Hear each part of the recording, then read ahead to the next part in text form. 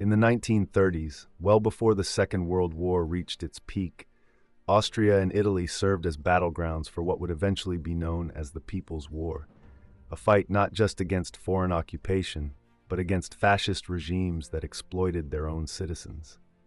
In this video, we will begin by examining Austria in 1934, when workers in Vienna stood up against a fascist dictatorship intent on crushing their rights under the guise of maintaining capitalist order. Although this uprising was brutally suppressed, it marked one of the earliest armed resistances to fascism in Europe, an early indication of the conflicts that lay ahead. We'll explore how Austria's internal divisions, with some favoring union with Mussolini and others aligning with Hitler, led to the Anschluss in 1938, ultimately leaving Austrian workers feeling abandoned and betrayed as Nazi control took over. Next, we'll shift our focus to Italy, the birthplace of fascism itself. Here, the long history of repression gave rise to widespread strikes, partisan revolts, and a people's war that intertwined the quest for national freedom with a more profound fight for social justice.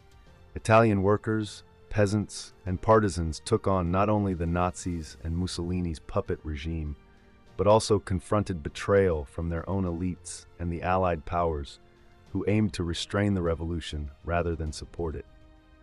By the end of this video, you'll see how the narratives of Austria and Italy weave together a similar story: the clash between the aspirations of popular resistance and the harsh realities of dictatorship, imperial ambitions, and class interests that shaped the future of Europe's anti-fascist movements for many years. Even before Spain, Austria experienced the early clashes of the People's War when in 1934, the working class in Vienna revolted against fascist rule. This uprising was rooted in the fallout from the collapse of the Austrian Empire after the First World War and the Wall Street crash. The ruling class found itself deeply divided on how to respond. One faction favored Anschluss, submitting to Hitler's request for a merger, while another believed that independence remained achievable by relying on Mussolini's Italy to balance against German dominance. The latter group, known as the Austro-Fascists, adopted methods from Italy, suspended parliament, and banned strikes. The rift between these factions was so severe that pro-Nazi elements assassinated the Austro-Fascist chancellor Dollfuss in an attempt to take control. Despite his failures, Schuschnigg, Dollfuss's successor, found himself in a dangerous position. Even though there were differences between them, both factions recognized that Austrian capitalism's frailty called for a harsher exploitation of labor through dictatorship. Resistance ignited on February 12, 1934, when workers in Vienna took to the barricades, rallying with the call, "Strike fascism down before it crushes you. Workers, arm yourselves." What followed were 4 days of fierce clashes, during which the army bombed residential areas, ultimately suppressing the uprising. One participant assessed the situation. Even in defeat, the February struggle held immense historical significance that reached beyond Austria's borders. The German working class had surrendered to Hitler without a fight, but for the first time, workers were actively resisting fascism with weapons in hand. They lit a beacon. Despite the crackdown, the spirit of resistance persisted. The illegal union publication Gewerkschaft reported on strikes across various industries in August and September of 1937, showcasing a growing defiance against the regime. Austro-fascism faced a critical blow when Italy aligned with the Rome-Berlin axis, giving Hitler the green light for his plans. In 1938, he summoned Schuschnigg to his mountain retreat and insisted on annexation. The stakes were enormous. A conservative historian noted that even a mere 24 hours of resistance, a general strike, or spontaneous mass protests could have sparked a unified defensive response. Workers' representatives were advocating precisely for that. Just 10 days before the Anschluss, they took a risky step, coming out from hiding to implore Schuschnigg to rally public resistance against Nazism. All they requested was the release of left-wing political prisoners and the repeal of anti-union laws. Yet Schuschnigg remembered a pivotal remark from Hitler during their meeting: "Do you want to make another Spain of Austria?" Schuschnigg opted against it and dismissed cooperation with the workers' leaders, deeming it a collaboration with Bolsheviks. This decision left his regime vulnerable and unable to mount a defense. On March 12, 1938, Hitler's forces surged across the border. One leftist activist observed workers prepared to fight to the death for Austria's independence. They were confronted by police who mocked them, saying, "Why are you still protesting? Schuschnigg has already stepped down." This quashed any remaining hope for a united resistance. The extent of surrender was highlighted by the fact that, unlike other countries occupied by Germany, Austria had no government in exile. Even Karl Renner, the leader of the Socialist Party, supported a yes vote in the referendum that Hitler organized for annexation, much to the dismay of many of his fellow party members. Despite this, a people's war against Nazism emerged, though it was led by a small group on behalf of the masses rather than being a collective effort. Following Renner's betrayal, the once strong Socialist Party fractured. The splinter group, the Revolutionary Socialists, rallied around the veteran Otto Bauer and drew in some members, but most aligned with the Austrian Communist Party. In fact, 6 out of 7 communist resistors were former socialists, making up 3/4 of those prosecuted for political dissent. As a historian noted, based on a considerable sample of active members in various underground resistance groups, nearly every Austrian resisting the Nazis was connected to the Communist Party. What remained of the opposition tended to be aligned with the Catholic Church. The only significant protest against Nazism after the annexation occurred in October 1938, with the slogan, "Our Führer is Christ," instead of Hitler.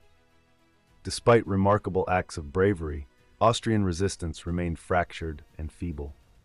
One illustration of this was the O5 organization, which attempted to reach out to the Allies as the war neared its end. Similar to the conservative opposition in Germany, its history was not encouraging. It included many Austro-fascists and monarchists who sidelined members with left-leaning views.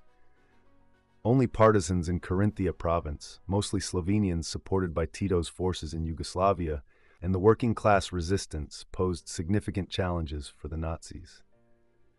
Those opposing Nazism also encountered the added obstacle of Allied policies. In 1943, the foreign ministers of the United States, Russia, and Britain released a joint statement.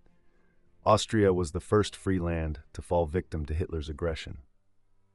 They may have hoped this would inspire Austria to break away from Germany, but their stance had severe long-term repercussions.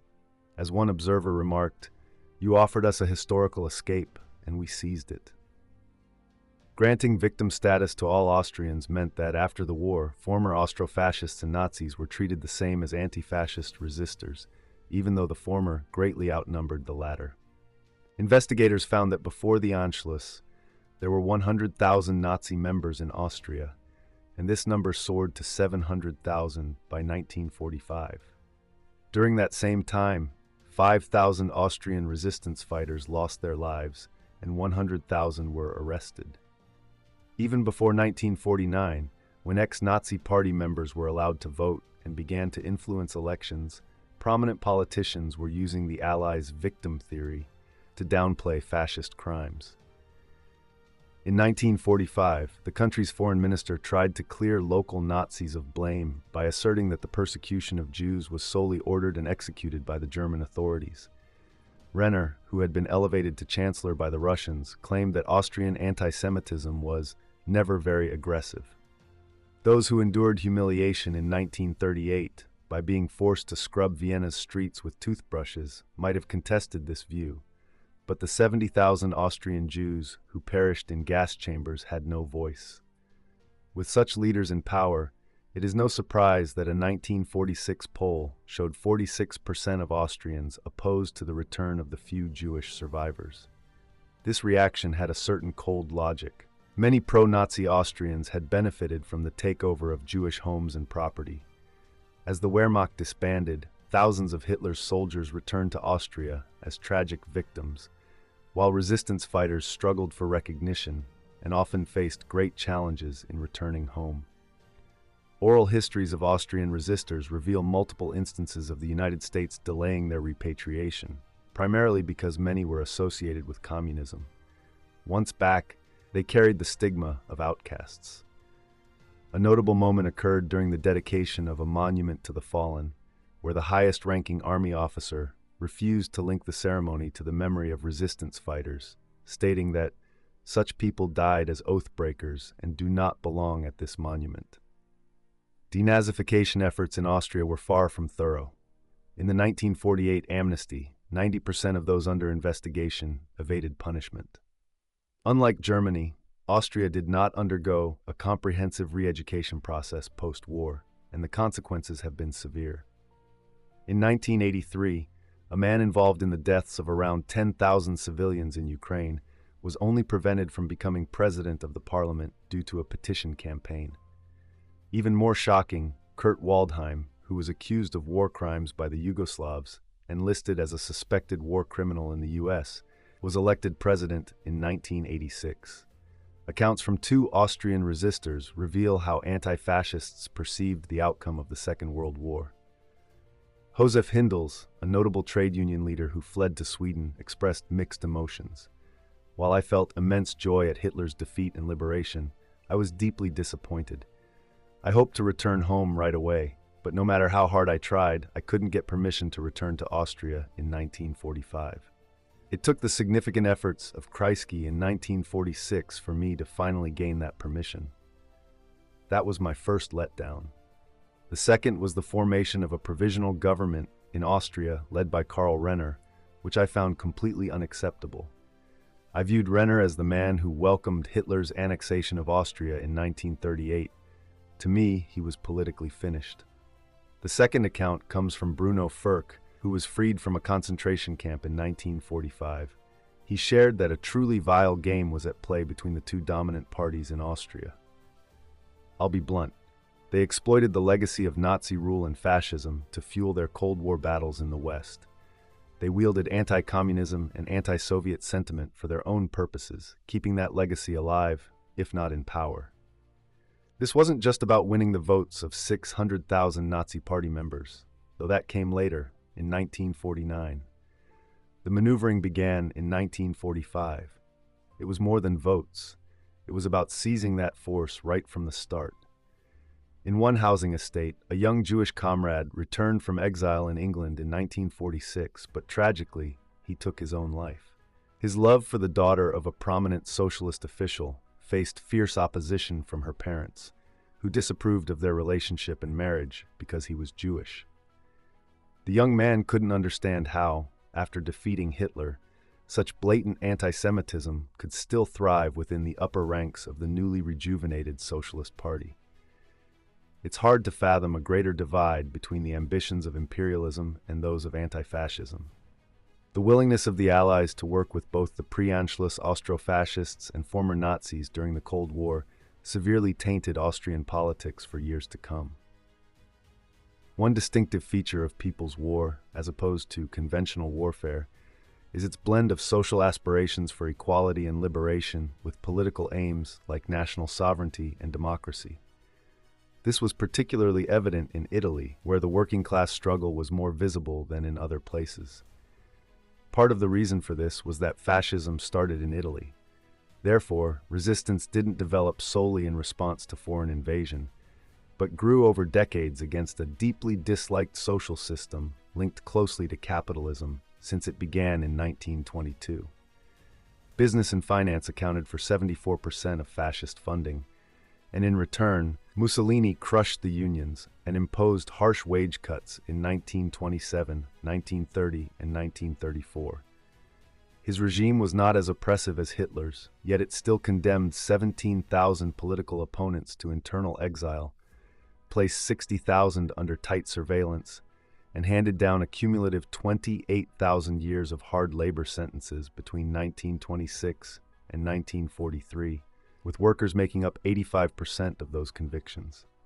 The socialist leader Matteotti was assassinated, while Gramsci, the founder of the Italian Communist Party, suffered in prison, only being freed to pass away. Some have argued that a relentless spirit of resistance persisted within popular culture, but before the Second World War, this didn't manifest into active defiance. The war changed everything. Italy's involvement was anything but straightforward. Spriano recounts how Mussolini's apprehensions about Italy's ability to endure a major conflict were dismissed by the ruling class. Eager to capitalize on what they hoped would be an easy and overwhelming victory, they pushed past his doubts after witnessing the success of Blitzkrieg. The war brought tangible advantages to the ruling elite. By 1942, engineers were working 60 hours a week, and Fiat's stock soared by 62%. Its director took pleasure in the formidable Japanese conquests in the Pacific and the integration of rich territories in Russia into the European Axis economy, which promised broader production and larger markets. Italy's ambitious plans were ultimately thwarted by the Allies, similar to what happened with Germany and Japan. But it wasn't until 1945, and after a massive show of force, that Japan was defeated. Mussolini's regime collapsed 2 years earlier. Why was it so weak? One reason was that Italy's gross national product was only a third of Germany's, leaving the army more prone to defeat in conflicts among empires. More importantly, the regime was undermined from within through a people's revolt. Between 1938 and 1945, the cost of living skyrocketed by 20 times. With inadequate rationing on one hand and outrageous black market prices on the other, it's no wonder many of Turin's labor force of 150,000 lost between 10 to 15 kilograms. Over time, the gap between the small, politically active group of resistors and the larger masses began to close. This became evident in the spring of 1943 when strikes erupted across the northern industrial region. Turin was at the heart of this movement, where booming war production in large factories fostered a collective sense of power. Meanwhile, Allied bombings had destroyed 25,000 homes, yet the state failed to provide air raid shelters. The combination of confidence and desperation sparked strike actions, despite the risks of opposing fascism, especially in wartime. A leaflet from January 1943 captured the spirit of the time. For food and liberty, down with the 12-hour workday and this terrible war. We demand Mussolini's removal. We are fighting for peace and our nation's independence. We want wage increases that actually get paid out. Action, strike, struggle. These are our only weapons for survival. Strike, strike, strike. Such messages resonated deeply. During the winter of 1942 to 1943, work stoppages spiked from 2 to 5 per month. Then on March 5th, 21,000 workers at Fiat Mirafiori answered the call from an 80-member communist group and went on strike, even though management had silenced the factory siren that signaled for action. Walkouts quickly spread throughout Turin and beyond. By March 15th, the movement had grown to include 100,000 men and women, and by the end of the month, every factory in Piedmont had shut down. Mussolini was taken aback by the widespread hostility toward fascism and responded with significant concessions. He recognized that this truly unpleasant and regrettable situation has suddenly set us back 20 years. In 22, Hitler, fresh from his defeat at Stalingrad just a month prior, recognized the significance of the situation. He deemed it unthinkable that such a multitude could strike without intervention. I firmly believe that anyone who shows even the slightest weakness is doomed. His prediction proved accurate. The strike in Turin marked the first major successful walkout in 2 decades, arguably the most pivotal event of the global conflict. The shock it dealt to fascism coincided with the Anglo-American landing in Sicily on July 10, 1943. Panic swept through the establishment. After 2 decades enjoying the benefits of fascism, that very association had become a dangerous liability, inciting potential revolution or the ire of the advancing Allies. In a bid for flexibility, the Italian government sought to negotiate its exit from the war with the Germans in exchange for relinquishing its Balkan conquests, but they declined. In desperation, the government opted to publicly abandon Mussolini and discreetly negotiate an armistice with the Allies. The fascist Grand Council voted 19-7 in favor of deposing and arresting the Deuce. The ruling class hoped this shift would be merely superficial. Pirelli, the industrial tycoon, began talks with the Allies, suggesting that the monarchy, the crown, the church, the army, and the leaders of the economy would remain in charge. Yet there was a tricky aspect to this arrangement. It was none other than King Vittorio Emanuele III, who had appointed Mussolini as dictator back in 1922. Mussolini had perpetuated the narrative that he seized power in a bold coup, during which 3,000 martyrs lost their lives, known as the March on Rome. However, that story was a fabrication. As one commentator noted, only when everything was settled did the so-called March on Rome unfold. Some advisors had pleaded with the king to utilize state power against Mussolini's antics, but he openly flaunted his refusal, stating, "I want all Italians to know that I did not sign any decree for a state of siege." This choice ultimately benefited him. With Mussolini serving as his prime minister, Vittorio Emanuele could proudly claim titles like Emperor of Ethiopia and King of Albania. Even after Mussolini's official deposition, the king maintained that fascism cannot be dismantled all at once. It must be gradually modified to eliminate elements harmful to the nation. His new prime minister, Marshal Badoglio, had equally dubious anti-fascist credentials. He had vigorously backed Mussolini and, as a result, was promoted and given the title Duke of Addis Ababa. If the Second World War had clearly been a fight against fascism, then the supposed transformation of the Italian government would have been recognized as a ruse. Nonetheless, the Allied powers welcomed the king and Badoglio with unreserved enthusiasm. Their acceptance stemmed from a lack of ideological bias against figures from the fascist regime. The Anglo-Americans shared the Italian elite's fear of revolution and forgave past wrongdoings, as long as Italy withdrew from the competing imperialist coalition. In fact, the US had reached out to the king both before and after Italy joined the Second World War. Churchill had admired Mussolini since 1927, and his regard remained unchanged, even in 1943, when he dismissively brushed aside criticisms of collaborating with those who had aided Mussolini. The king had unexpected allies as well. When the US expressed doubts about his ability to maintain control, Russia was quick to grant him full diplomatic recognition, becoming the first Allied power to do so. The demonstrators who enthusiastically celebrated Mussolini's fall on July 25, 1943, were unaware of these grim political maneuvers. As they tore down the symbols of dictatorship, they anticipated the end of fascism and war. Their celebration was premature. The government instructed newspapers to avoid criticisms of the previous regime or the war and to treat their German ally with caution. They were warned not to call for the release of political prisoners. Badoglio, serving as military governor of Italy, proclaimed that it was crucial to act decisively to prevent the current excitement from turning into a communist or subversive uprising. Echoing language from ancient Athens, the military and police were ordered to confront the jubilant crowds in a combat-ready stance, opening fire from a distance and using mortars and artillery as if facing enemy combatants. In Reggio Emilia, 11 people were machine-gunned during a peace demonstration calling for the expulsion of German forces. In Bari, the toll rose to 19 victims. While Italy's ruling class was still debating which imperialist faction would best serve their interests, they were certain about who the real enemy was. In March 1943, Hitler chastised the Italian government for its weakness. 5 months later, Churchill praised the violent measures taken by a regime that claimed to be post-fascist. In cities like Turin and Milan, armed forces had to break up communist demonstrations. 2 decades of fascism had wiped out the middle class, leaving a divide between the king and the patriots, aligned with him, and unchecked Bolshevism. The Allied media couldn't help but notice the glaring hypocrisy in such statements.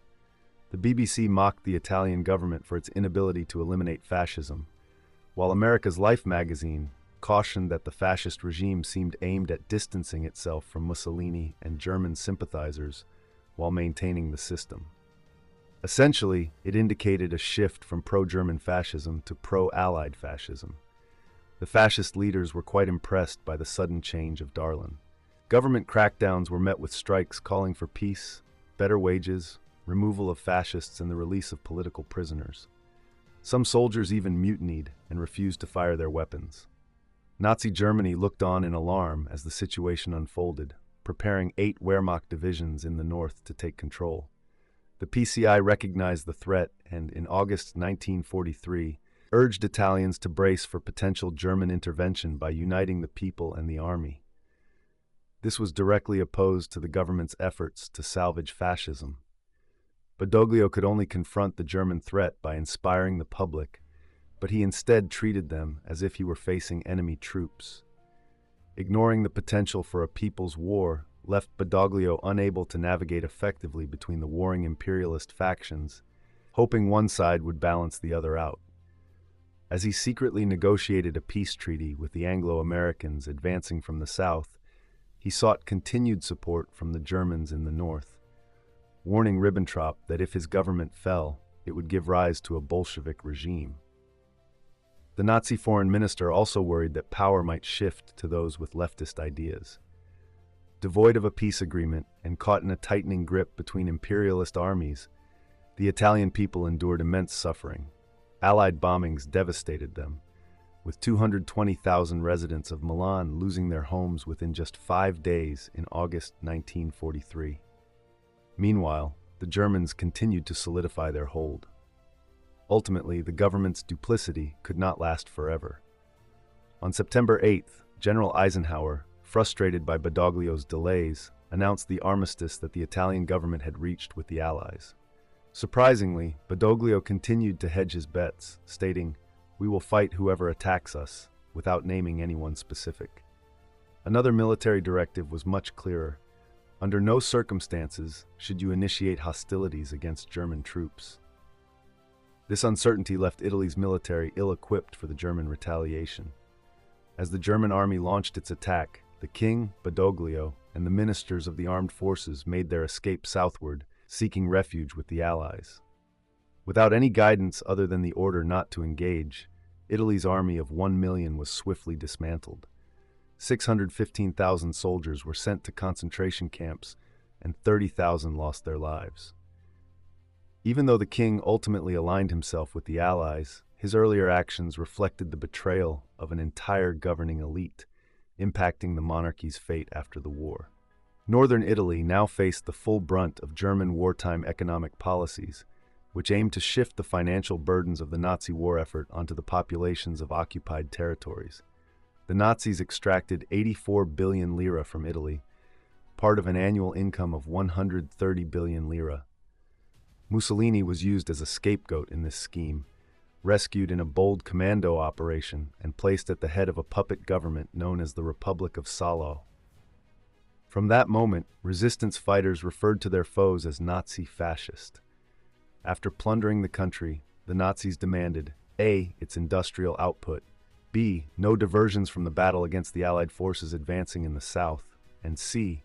manpower to support the German war machine. However, the defiance of northern workers and peasants thwarted all three of these objectives. The distinction between this people's war and an imperialist conflict was powerfully expressed by Ginsburg of the Action Party, a radical Republican group. The formal declaration of war against Germany by the king and Badoglio was an empty act that changed nothing about the true circumstances. The real fight against Nazi Germany began on September 9th, after the soldiers were officially instructed to lay down their weapons. The Italian people took charge of those weapons and courageously faced down the German tanks. Thousands of soldiers and civilians chose to retreat into the mountains instead of serving the Germans, following the brave example set by the Russian and Balkan partisans as they prepared for guerrilla warfare. The conflict in Italy against Nazi Germany represented the struggle of a people yearning for complete political and social freedom. This war wasn't initiated through formal diplomatic channels, but was forged in the sacrifice of heroes who laid down their lives daily, influencing the future and shaping history. A female partisan witnessed the dawn of popular resistance in Turin. As the king and Badoglio sought refuge, the youth launched an offensive on the barracks, and we held a massive demonstration outside the Chamber of Labor, where workers demanded weapons and waved signs declaring, "Turn Turin into Stalingrad." This was the authentic army of the working class mobilizing. The fight against both Salo and the Wehrmacht gave the mass struggle a unique duality, serving as both a national liberation effort and a genuine civil war for class freedom. The conditions in Italy were ripe for such a transformation. Unlike France, where the Nazis collapsed so abruptly that the resistance had little time to establish a foothold before the Allies arrived, It took Anglo-American forces from September 1943 until April 1945 to reach Italy's northern border. A British diplomat remarked, somewhat regretfully, that the slow advance of the Allies undoubtedly aided in the formation of an independent government in the north. Italy's People's War, which intertwined industrial workers' initiatives with armed actions, was far bolder than anything seen in Germany or Austria. Valiani from the Action Party noted that when the movement caught the Germans off guard, they would yield and make concessions. However, if the movement remained confined within a single city, the Gestapo could concentrate their efforts, raiding and deporting individuals, including those from the makeshift committees they had previously negotiated with, as well as those suspected of dissent. Ironically, the boldness in spreading strikes across many locations served as a protective measure. Milan became the base for the Committee for National Liberation and followed Turin's lead by orchestrating a classic strike under German rule. The workers demanded a significant pay raise, doubled rations, and the provision of oil and sugar. They insisted on no sackings, an end to the curfew, and the exclusion of Nazis from their workplaces. The strike began on December 10, 1943, quickly bringing the Lombard capital to a standstill. While employers like Pirelli agreed to a 30% pay increase, others said they would only consider the demands if General Zimmermann, the German commander, approved. He ordered the workers back to their posts, and as they stood firm, the SS began rounding them up. This led to a new demand: freedom for those who were arrested. General Zimmermann made vague promises, but the strikers remained resolute, proclaiming, "On to complete victory. Your threats do not scare us. Just give us what we demand, and we will return to work." At the Breda Funk Works, the local situation was telling. The boss gathered the 6,000-strong workforce to announce that he would meet their demands and release the arrested individuals, then asked if they would return the next day. The answer was a resounding no. Confused, management suggested that the workers elect representatives to speak with General Zimmermann, but no one stepped forward at first. Eventually, a delegation emerged, but insisted they would only engage with management, not the Nazis. This request was ignored. When the delegation arrived at the Breda plant, the bosses vanished and the Germans appeared, blocking the exits and trying to negotiate. To ultimately quell the citywide strike, the Nazis offered pay increases of 40 to 50% along with better rations. Yet the workers stood their ground. Armored cars patrolled Milan's factories, and soldiers tried to urge people back to work, but with little success. The strike lasted a week, but those involved made it clear that their decision to end it came from their own choice, not out of pressure from the Nazis. Workplace resistance was just one aspect of the People's War. In the cities, communist-led patriotic action groups and patriotic action squads were active. In the countryside, partisan squads led by seasoned anti-fascists, many of whom were veterans from the Spanish Civil War, operated, along with some soldiers who had escaped into the mountains ahead of the Germans. Just like in the French resistance, recruitment surged due to Nazi-fascist roundups and the death penalty for draft dodgers. One young man's diary reflected the tough choices many faced, asking, "What am I to do? Present myself? No way. So here I am, 22 on the run, wondering if I'll be shot or if I should hide in the woods." Despite his mother being taken hostage, he opted for a life of grabbing weapons, munitions, anything that fuels the fight. In Pavia, half of those called failed to show up. The partisans' effectiveness is confirmed by many sources.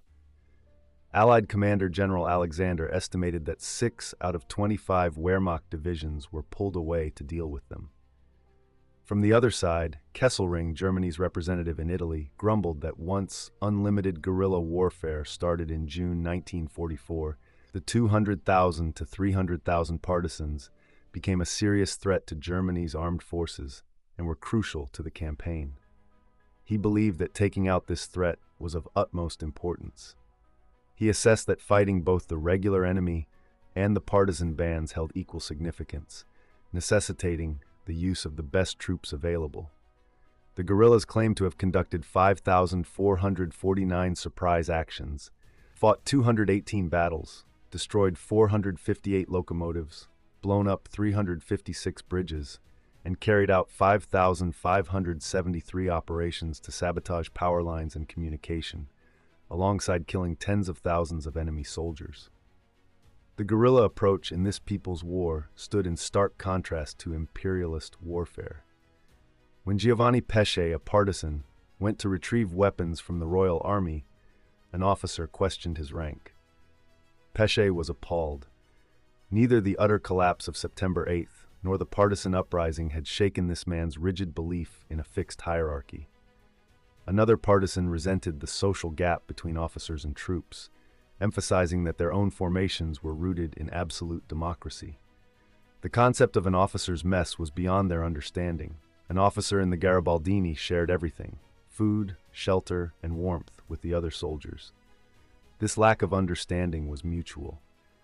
General Cadorna was sent north to command the partisans in the name of the king, and was taken aback by their political involvement and how some units elected officers by consensus. Money also stirred discontent. For GAP leader Scischetti, the thought of getting paid was offensive. He hated the idea of being financially rewarded for being a partisan. I hadn't seen a lira in 6 months, yet I always managed to get by without relying on market forces to survive. Higher salaries for partisan leaders were typically turned down because we were engaged in a people's war, fought by volunteers driven by strong patriotic feelings. Unlike regular or conscripted armies, where political discussions are usually discouraged, the partisans represented both a groundbreaking alternative state and a militia. In August 1944, various partisan groups came together to declare that the partisan army wasn't just a smaller version of the old military structure. Instead, it symbolized an independent movement fueled by the will of the people, which was a clear political statement. The fight against the Nazi-fascist forces was just the first step towards our ultimate goal, a profound transformation of our country's political, moral, and social landscape. We were battling for democracy, true freedom, justice, and the dignity and respect that every person deserves. These ideals became actionable when the Axis forces were driven out of entire regions. Soon, 15 partisan republics emerged in areas like Carnia, Montefiorino, and Ossola. Their local administrations stood in stark contrast to those of Salo or Badoglio. For instance, in Varzi, mass assemblies elected a new government that was free of fascists through direct democracy. Observers noted the diversity of people interacting at the town hall: peasants seeking permits, collecting their share of requisitioned goods, or voicing complaints, including members from different social classes. Requisitions were compensated with goods or partisan currency, which could be exchanged once the nation was liberated. This financial model also thrived in the Republic of the Val d'Ossola, where crime was eradicated. A popular university was created that served all social classes. Italy's first female minister was appointed, and trade unions were reinstated. It has been said that this area was the only significant part of Hitler's occupied Europe to achieve true independence and gain recognition from Switzerland. The partisans believed that the Republic would receive significant support from outside, especially since its capital, Domodossola, was near Milan, which could serve as a strategic base for an Anglo-American assault. However, the Allied representative dismissed this notion, stating, "You can't act as if you're in charge of military operations, like Alexander and Eisenhower." Another diplomat pointed out that the Republic's existence posed a challenge not only to the Italian government in Rome, but also to the Italian army. A partisan leader expressed frustration, saying that the Allies' indifference towards the efforts in Domodossola sparked a deep sense of bitterness. Without help, the Republic was ultimately defeated in just 6 days of brutal conflict. The debate over attentism revealed further strains between the two conflicts. Some argued for an immediate uprising of the people, while others preferred to wait for assistance from imperialist forces. The attentists claimed, "Attacking the Germans is pointless. We lack the strength to succeed, and our actions would only lead to severe reprisals against us and the civilian population." Battaglia critiqued this reasoning, pointing out that how could the resistance grow stronger or broader if it remained completely still? Moreover, the attentists failed to see that, for local, national, emotional, and logical reasons, fighting the Germans had become an absolute necessity. A motivation for independent action came from the Allies' refusal to recognize Italy's rights, given its status as an Axis power. Churchill's foreign minister was furious when the Italians replaced Marshal Badoglio, stating, "A nation that has surrendered unconditionally has no right to present the Allies with a self-selected government." Britain was not there to liberate Italy. As Radio London acknowledged, the liberation of the peninsula is not and cannot be the ultimate aim of the Allies. It is merely a means to defeat Germany. This perspective led to remarks about Italy being subject to two occupations: the Allies in the south, backed by a fascist king, and the Germans in the north, supporting Mussolini's Salo Republic. Put simply, attentism meant choosing between the acceptance of Nazi fascism or the dominance of Allied imperialism through the Allied military government of occupied territories. The real alternative was to fight for liberation. One way this struggle manifested was through mass strikes. In the spring of 1944, 500,000 workers halted production in the largest stoppage of the war, partly to persuade the Allies that heavy bombing was unnecessary. Another important issue was the question of terrorism. Should partisans target individual Nazis, even if that risked retaliation against hostages or civilians, or should they wait for the Anglo-Americans? A notorious incident highlighted the dangers of these terror actions when 32 SS guards were killed in Rome, leading the Nazis to execute 335 Italian hostages in revenge. For those with an attentist mindset, this brutal collective punishment illustrated the need for restraint, causing some peasants to turn against partisans out of fear of reprisals. The guerrillas understood these concerns but had solutions. Valiani, associated with the Justice and Liberty partisans, outlined that urban terrorism aimed to avoid collective punishment while motivating young people to join the cause. While Axis troops were engaged at the front, in urban areas, the targets of terrorism were not enemy soldiers, but rather the oppressive machinery of police and retaliation. This approach was embraced as a form of self-defense, despite its risks. Successful actions demonstrated that the enemy was not all-powerful. For example, when fascist police launched an anti-guerrilla operation in a certain area, the Gap eliminated 17 of them, leading 100 of the remaining 150 to abandon their posts, with some even aligning with the partisans. Such demonstrative actions proved effective as long as they did not replace or become an alternative to mass efforts like strikes. Partisans recognized the necessity of staying connected to the broader populace, who provided them with shelter, food, and support. This awareness helped them to steer clear of terror operations that could demobilize the masses and leave them as passive observers. A clear illustration of this collaborative effort emerged in February 1944, when the Germans aimed to transport labor and machinery from Italy to bolster their war efforts, and the resistance firmly declared, "Not a machine, not a worker must go to Germany." To accomplish this, the actions of the workers will be supported by armed defense squads and partisan groups, which will consistently disrupt and dismantle communication with Germany. A powerful statement came from a Nazi hostage. "Don't give up the fight. My situation shouldn't hold you back. If I survive, I survive. If I must die, I will be fulfilling my destiny. What matters is that you never concede." Any doubts about using terrorism as a tactic in the People's War seem insignificant compared to the brutal, indiscriminate bombings favored by the Allies. Regardless of the debate's merits, caution benefited the Allied imperialist agenda.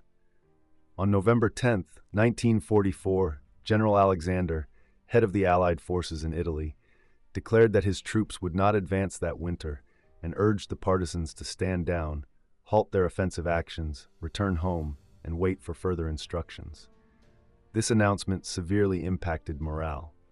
The guerrillas were fighting in worsening weather against massive Nazi fascist armies that now had free rein to assault them. Longo, the leading communist in the resistance, interpreted Alexander's decision as an attempt by the Allied command to undermine the Italian liberation movement. In defense of the general, some argued that the Germans' Gothic line defenses were unassailable and that Allied commanders had no political motives. They were focused solely on the welfare of the partisans. However, Bahan finds it odd that Alexander's announcement wasn't made in code, as was customary. And even more troubling was that resistance leaders were not consulted or informed beforehand. To suggest that the partisans paused their operations amid a North Italy swarming with German and fascist troops displayed a lack of understanding of the ongoing deportations to Germany and the daily repression faced by the population. The guerrillas responded by stating, "The partisan war is not a mere whim or trivial desire for the Italian people and patriots who have taken up arms. It emerged from the urgent necessity to defend our material, moral, and social heritage. This is the paramount cause for which we have fought and will continue to fight every single day. The war must persist." Whether Alexander was driven by the politicians' disdain for Italian self-liberation or solely by military factors, this incident vividly illustrates the two wars in action. While workers played a significant role in Italy, the People's War was never purely a class issue.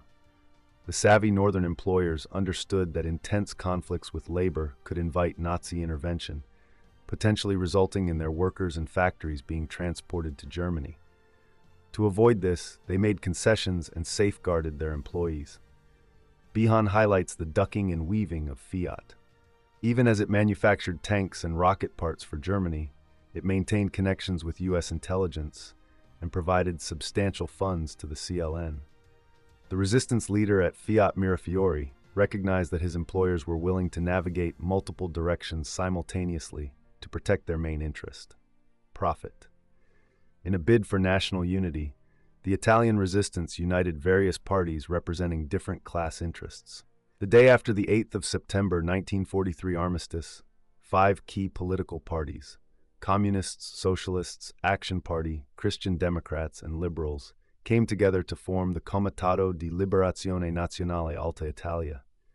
Local committees began to emerge rapidly, followed by the establishment of a centralized military structure, the Volunteers for Liberty Corps, to oversee partisan activities.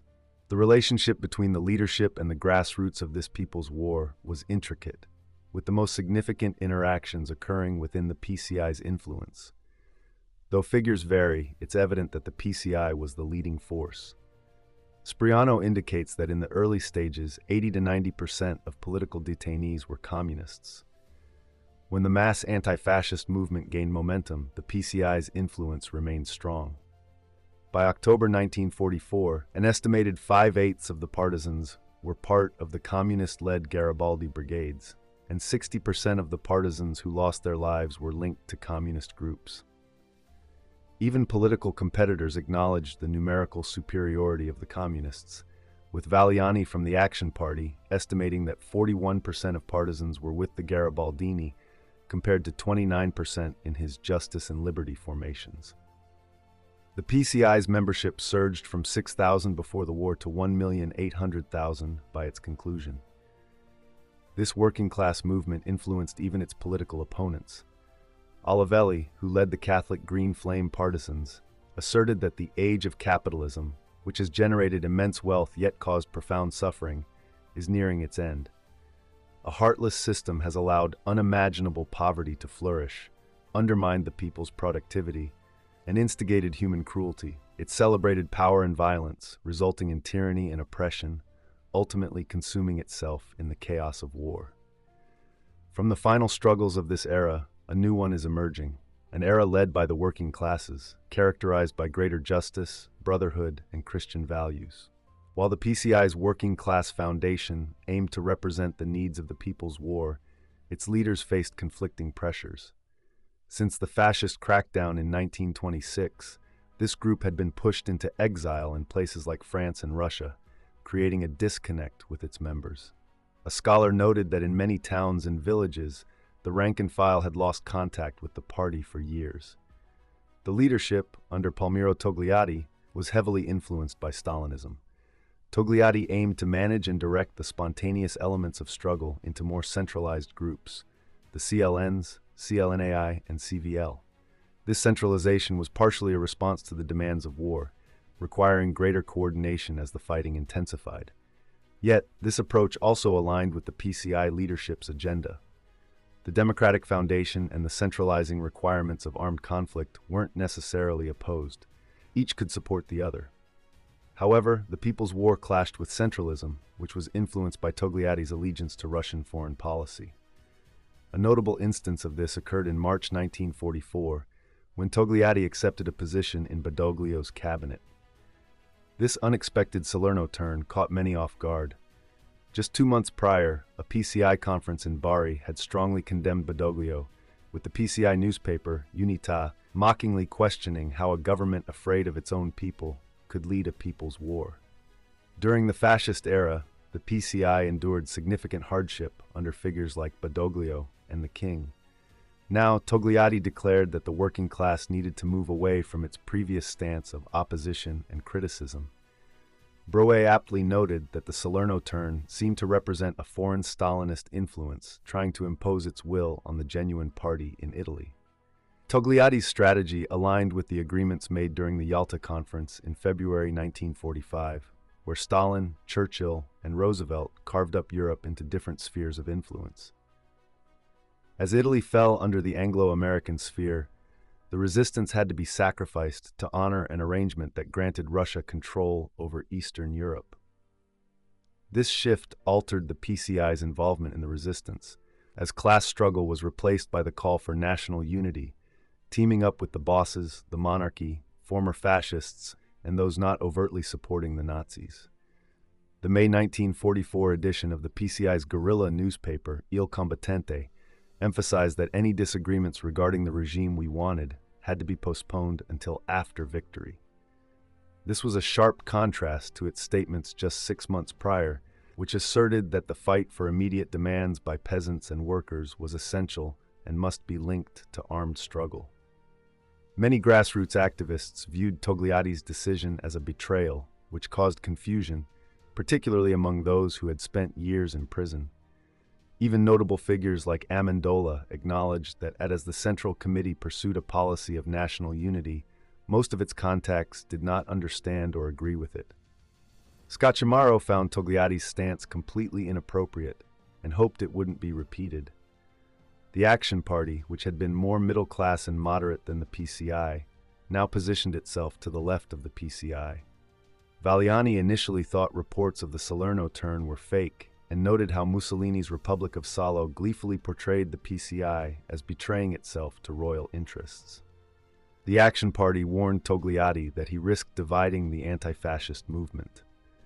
One outcome of the Salerno turn was the rise of revolutionary factions outside the PCI that advocated for an international class struggle.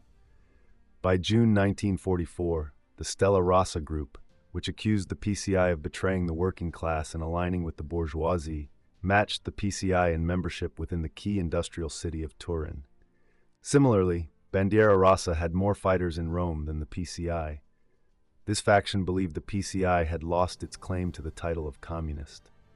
However, Togliatti possessed a significant advantage: his connection to the USSR and its Red Army, which was actively pushing back against the Nazis on the Eastern Front. As Russian forces drew near to Flossenburg concentration camp, a captured Garibaldini inmate recounted hearing a roar, describing those cannons as the voice of Stalin. Another prisoner, despite being affiliated with the Action Party, voiced regret at being liberated by American soldiers instead of the Red Army. Togliatti's shift gained legitimacy from the belief that Russia embodied actually existing socialism, or as Graffiti pointed out, the USSR truly supported the underprivileged and the working class. Before Togliatti's drastic change, the bosses were depicted as vampires who feed on labor, these profiteers from war and German occupation. Now, with Soviet support, the PCI leadership urged its Italian followers to unite with industrialists, intellectuals, priests, ex-fascists. No one is excluded. Consequently, those who raised clenched fists or donned symbols like the hammer and sickle had to be dealt with severely and made to toe the party line. In exchange for financial backing, the resistance also agreed to the Rome Protocols, which stated that as the enemy retreated, all partisan factions would come under the direct command of the Allied Commander-in-Chief and would follow any order issued by him or the Allied military government, including orders to disband and surrender their weapons when necessary. The PCI leadership faced limitations on how far they could shift to the right, as they still needed to satisfy their membership contend with rival political groups, and maintain leverage in the post-war landscape. Party members were a minority, and partisans were not mere automatons. Communication and command lines were fragile, and the formal chain of command often didn't match the chaotic reality of combat on the ground. The PCI maintained a degree of radical language, with Togliatti still advocating for an insurrection, though he emphasized it would be centered on national liberation rather than socialism or communism to defeat fascism. The PCI also rejected passivity and the Allied attempts to suppress the partisans. It promoted the formation of CLNs in every village, district, and factory.